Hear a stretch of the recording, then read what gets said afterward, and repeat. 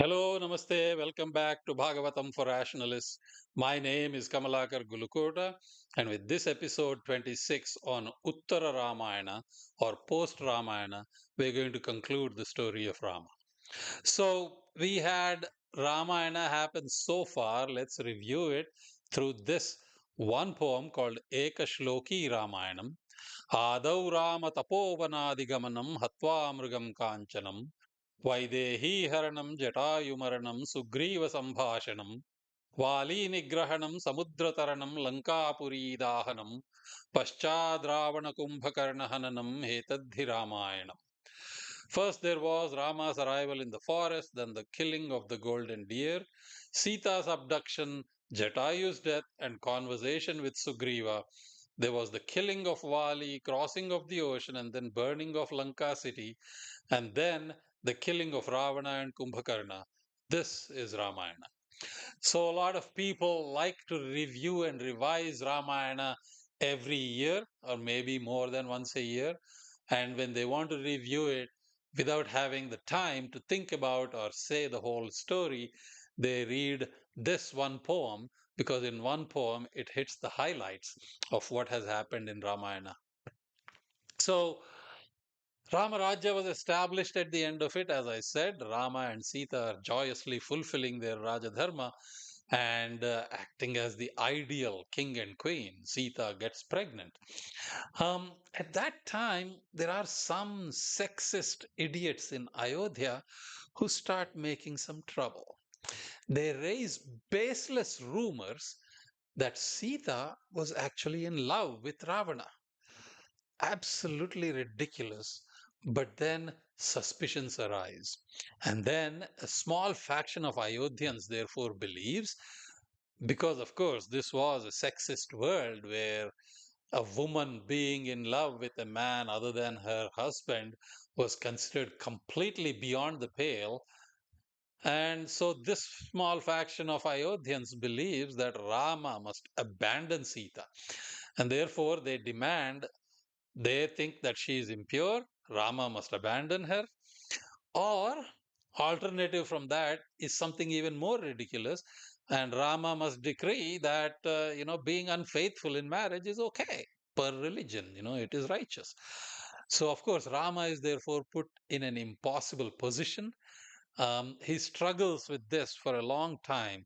Public pressure on the one side, and on the other side, the fact that the public pressure is in fact wrong. But in the end, Rama bows to the public pressure and banishes Sita, who was pregnant at the time, to the forest. Now, this banishment is a deeply, deeply controversial act. Rama himself thinks that what he did was wrong.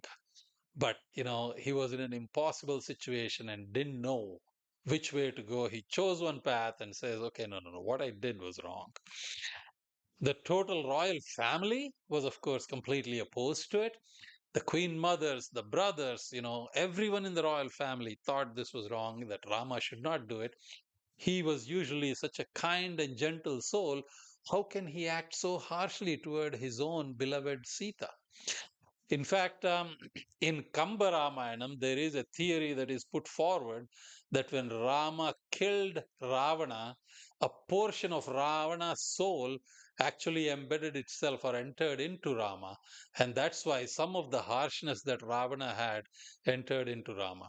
Or whatever you might say, this was a deeply controversial act. The city of Ayodhya being split with a small faction saying this is absolutely must be done, and potentially a larger faction saying this is ridiculous, you should not do it, and the royal family being opposed to it. But anyway, that's what Rama did. So, in due course, therefore, then the next generation is born.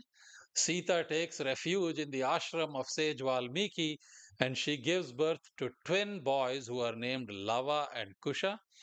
Valmiki acts as their guru and teaches them the Vedas, of course, but also teaches them what a king should know, namely things like warfare and statecraft. Back in Ayodhya, Rama's brothers also have children. Lakshmana's sons are called Angada and Chandraketu. Bharata has two children, Daksha and Rushkala, and Shatrughna has two sons, Subahu and Shrutasena. Now, by this time, of course, Rama is dejected and he's just waiting for the next generation so he can retire. He's checked out of his job. He does not remarry, establishes that one wife is all he wants and he has. She is his wife for life. In a world when most men, especially rich men, had multiple wives. Remember, Rama's own father, Dasharatha, had three wives. But Rama says, no, no, monogamy is for me, only one wife. That is the ideal. He lives in the palace, of course, because that is where the job of a king is, but he abandons all its luxuries. He sleeps on the floor, eats very simple food, and so forth. Ruling the kingdom, in other words, has become a chore. It's a job that he must do. There is no joy left in him for it. And he also probably harbors some amount of resentment toward Ayodhya for what it did to Sita. But anyway, continues his rule as a sacred duty. And as part of that duty, he performs what is called an Ashwamedha Yajna. As an emperor, he is supposed to expand his empire, and this is an interesting and bloodless way to establish that. So, in an Ashwamedha Yajnam, you perform this ritual and you let go of a horse. And the horse then just goes to the other kingdoms that are nearby. And whichever kingdom it goes into, if the king there captures the horse, then he must fight Rama. If he wants to not allow it, it's a face saving way by which he can say, all right, my kingdom is part of Rama's empire, but I don't want to fight a war. I'm just supporting a yajna. So, a face saving way by which kings can get absorbed into Rama's empire. And that is what Rama performs in Ashwamedha Yajna. So, the horse, of course, roams about without abandon everywhere. And then, as it's coming back to Ayodhya, it passes through the ashram of sage Valmiki, and our two boys, Lava and Kusha, see the horse and they capture it because they have heard about this yajna and they say, well, we are warriors too. We are not going to let go. We are just going to capture the horse. And in a long story, Ramayana describes how one after another, first Shatrughna, then Bharata, and then Lakshmana, each of them come one after another with troops. They try to talk to and fight with Lava and Kusha to release the horse and take it with them. But Lava and Kusha are victorious in each of them, and those three brothers are defeated. Rama is, of course, shell shocked. He says, the dynasty of the sun, the dynasty of Raghu, how can it come to defeat like this? So he comes down himself to fight the two boys in the hermitage. Of course, Hanuman, Rama's faithful follower, follows him to the fight. But when he comes there, he sees that Sita is in the ashram, very quickly pieces the story together and learns the truth about who are Lava and Kusha and intercedes. Before the fight begins, Hanuman intercedes by telling Lava and Kusha that Rama is their father and vice versa. So the father and children reconcile, they don't fight, the horse is let go, and the kingdom is okay. Rama brings Lava and Kusha back to Ayodhya, and Ayodhya welcomes them with open arms as the two long lost princes, and they are expected, it is expected that they would become king after Rama gives up kingdom. Now, Sita, of course, on the other hand, refuses to return because what she notices is that an anti Sita faction still exists in the city of Ayodhya. Rama might have felt that what he did was wrong and therefore might be willing to welcome Sita back. The royal family might say, terrible wrong was done on you, we would like to take you back. But the city of Ayodhya, the citizens there was still a small anti Sita faction. So she says, I'm not going back. As Tulsidas says in this couplet, Avat hi harshay nahi nayanan nahi sneh tulsi tahana jaiye kanchan barse mein. If they're not happy at your arrival and if their eyes don't show love, Tulsidas says, Don't go there even if clouds shower gold there. It doesn't matter how rich or wonderful the place might be, but if the people who own that place don't show you love and ask you and welcome you, don't go there. That's what Tulsidas says, and this is the thought that Sita has in her mind.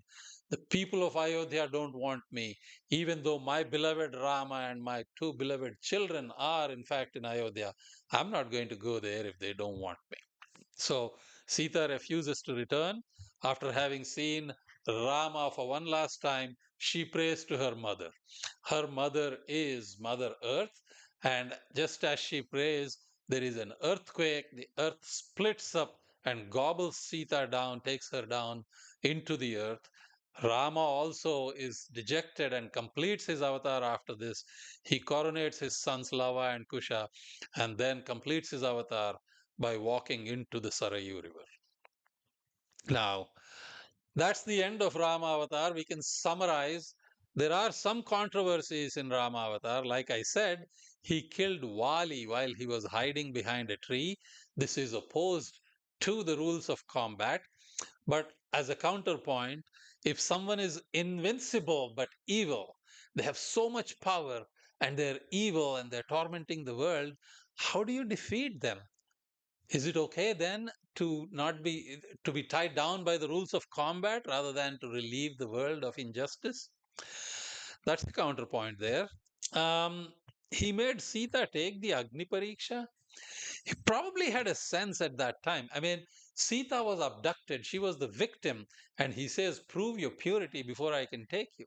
Sounds ridiculous, but he probably had at that time a sense that Ayodhya citizens were sexist, and therefore he had to have some basis on which he can say Sita was pure, and that's why he did that. Despite no flaws, he banished Sita to the forest. And as I said, this is because he was bowing to public pressure. Now, there have been many, many examples of kings being tyrannical and doing unjust things to suppress their people. This probably is the one time in mythology where we see people were put on a pedestal as Rajadharma, that, the Rajyam, the kingdom belongs to the people, not to the royal family or to the king and queen. And so the people then are put on a pedestal and their rule is what is supposed to be followed. In that case, just as a king can be unjust, people can also be unjust. And of course, in this case, they were. So, making the royalty subordinate to the public, even if that public is acting unjustly, is the ultimate in Rajadharma.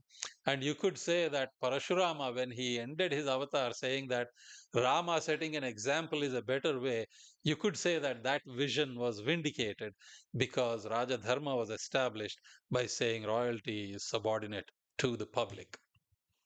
On the other side of the ledger from these controversies, you have several accomplishments that Rama had. The first, he prevented a civil war in Ayodhya by abdicating.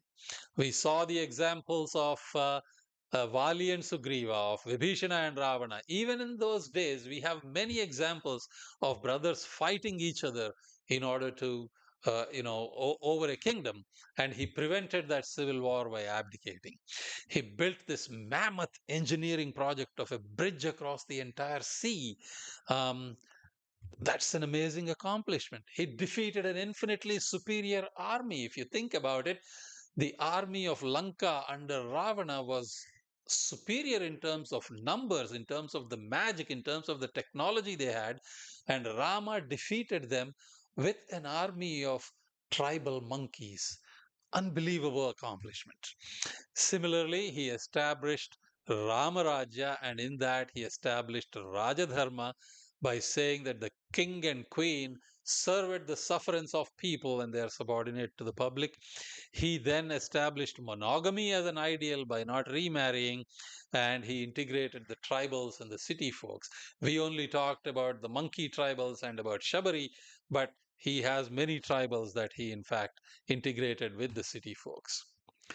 Therefore, we bow to Rama as the avatar. Nallani vaadu Padmanayanambulavaadu Mahashugambulun Villunu Dalchuvaadu Kadu Vippagu Vakshamuvaadu Melupai Jalleduvaadu Nikkina Bhujambulavaadu Yashambu Dikkulanjalleduvaadu Nayana Raghusattamudi Utamakabhishtamul. Rama is dark skinned, has eyes beautiful like lotus petals, wears arrows and a great big bow, has a broad chest. He sprinkles good tidings on all, has broad shoulders. His fame has spread far and wide in all directions. He was the best one in the Raghu lineage. May he grant all of our wishes. That concludes Rama Avataram. In the next episode, we will begin talking about Krishna Avataram. I really hope to see you there. Thank you very much for your attention so far.